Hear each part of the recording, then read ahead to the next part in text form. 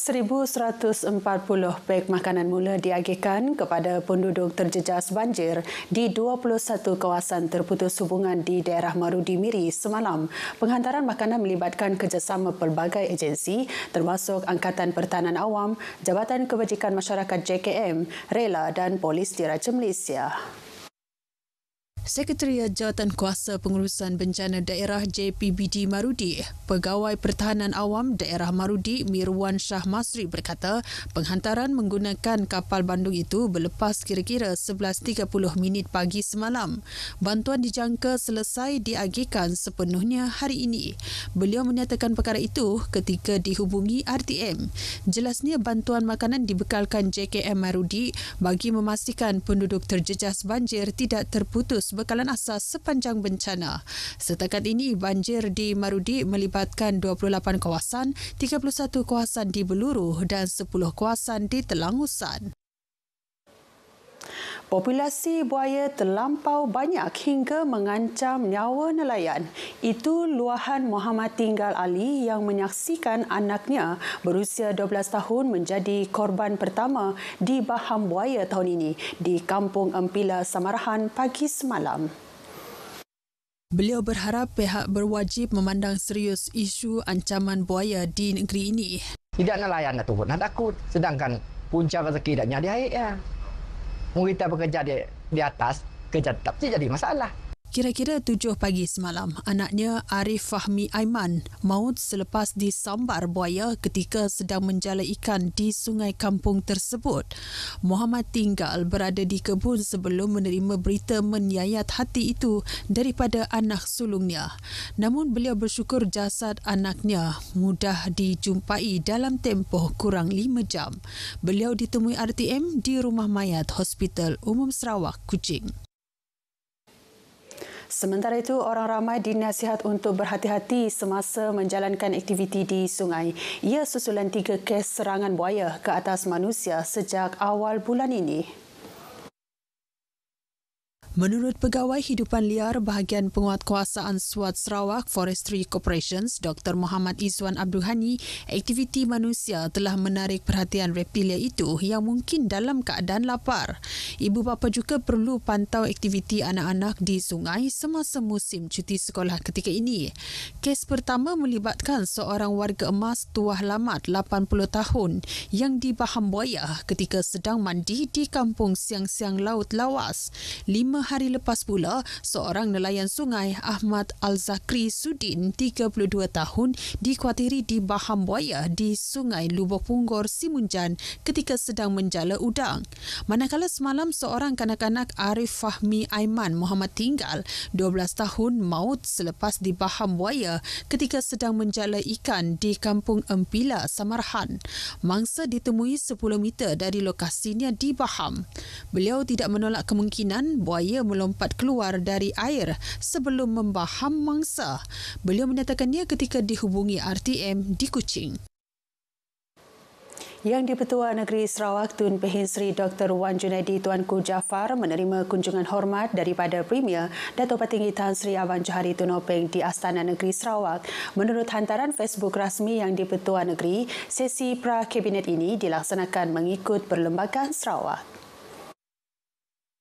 Ia bagi membolehkan Premier memaklumkan secara langsung kepada Yang di-Pertua Negeri berhubung maklumat terkini mengenai pentadbiran dan hal ehwal negeri daripada cabang Ketua Eksekutif Sarawak. Dalam perbincangan yang berlangsung hampir sejam itu, Tun Pehin Sri Dr. Wan Junaidi menzahirkan keyakinan penuh bahawa di bawah kepimpinan Premier, Sarawak akan terus diurus dengan baik demi kesejahteraan rakyat. Pertemuan itu turut memperkukuh hubungan erat antara institusi Astana dan kerajaan negeri yang mencerminkan komitmen bersama untuk memastikan kestabilan dan kemajuan berterusan negeri Sarawak.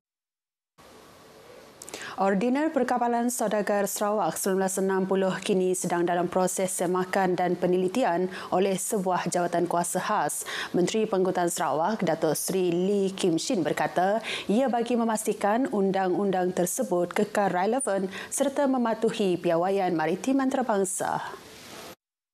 Sebuah jawatan kuasa semakan undang-undang maritim telah ditubuhkan di peringkat persekutuan yang turut melibatkan kementeriannya sebagai anggota. Jawatan kuasa tersebut diberi tempoh 2 tahun bermula tahun ini untuk menyelesaikan kajian dan mengemukakan cadangan pindaan. So we are looking into the revision, and to update our laws because at the moment is still operating under the Sarawak Merchant Shipping Ordinance 1960. Beliau ditemui pemberita selepas hadir Sarawak Maritime Day di Kuching. Semakan turut melibatkan cadangan memasukkan peruntukan baharu berkaitan penggunaan tenaga hijau dan pendigitalan dalam industri maritim. Agensi-agensi kerajaan khususnya Kementerian Pembangunan Wanita, Kanak-kanak dan Kesejahteraan Komuniti diharap dapat terus beri sokongan dan kerjasama bagi membantu memperkasa golongan ibu tunggal. Ini demi memastikan kesejahteraan keluarga dan pembangunan masyarakat. Perkara itu dinyatakan Toh Puan Dato' Patinggi Fauziah Muhammad Sanusi semasa menerima kunjungan hormat daripada Persatuan Ibu Tunggal Sarawak PITSA di Astana Negeri Sarawak. Pada pertemuan itu, Presiden PITSA Salmah Ibrahim menjelaskan objektif utama persatuan iaitu untuk merapatkan hubungan serta mengukuhkan persefahaman dalam kalangan ibu tunggal di Sarawak. PITSA juga berperanan memperjuangkan hak dan kepentingan ahli serta anak-anak mereka selain meningkatkan taraf hidup melalui pelbagai program, latihan, kursus, bengkel dan seminar. Turut dibentang latar belakang PITSA serta cabaran dihadapi ibu tunggal di negeri ini. Kemajuan pembinaan jejambat bagi Seksyen Lambir di bawah pakej kerja WPC 11 Lebuhraya Pen Borneo berada pada tahap 98.78% setakat 25 Ogos. Projek sepanjang 301.2 meter itu merupakan antara struktur utama laluan WPC 11 iaitu Sungai Tanggap, Pujut Link Road.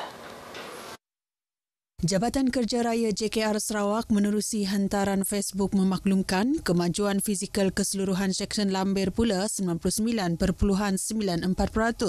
Jalan tersebut sudah dibuka sepenuhnya untuk kegunaan orang awam pada Rabu. Bagaimanapun, pengguna dinasihat supaya berhati-hati kerana kerja-kerja penyelenggaraan kecil masih dijalankan di beberapa lokasi.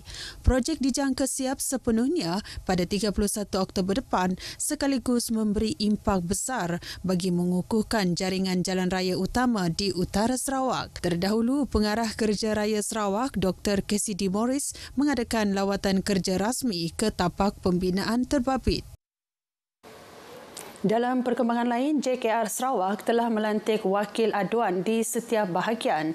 Ia sebagai usaha mengukuhkan komitmen jabatan itu menguruskan aduan awam. Menurut Dr. Cassidy, wakil aduan berperanan sebagai pegawai penghubung yang bertanggungjawab memastikan semua aduan diterima, disalur segera kepada pihak berkaitan dan diambil tindakan dengan segera. Langkah ini sejajar polisi semasa JKR Sarawak yang menetapkan setiap aduan perlu ditangani dalam tempoh 24 jam. Pelantikan wakil aduan juga bukti jelas setiap aduan awam ditangani dengan penuh tanggungjawab, seterusnya mengukuhkan penyampaian perkhidmatan infrastruktur rakyat. Perkara itu dinyatakan di Facebook JKR Sarawak selepas beliau mempengerusikan sesi libat urus pengurusan aduan di Miri.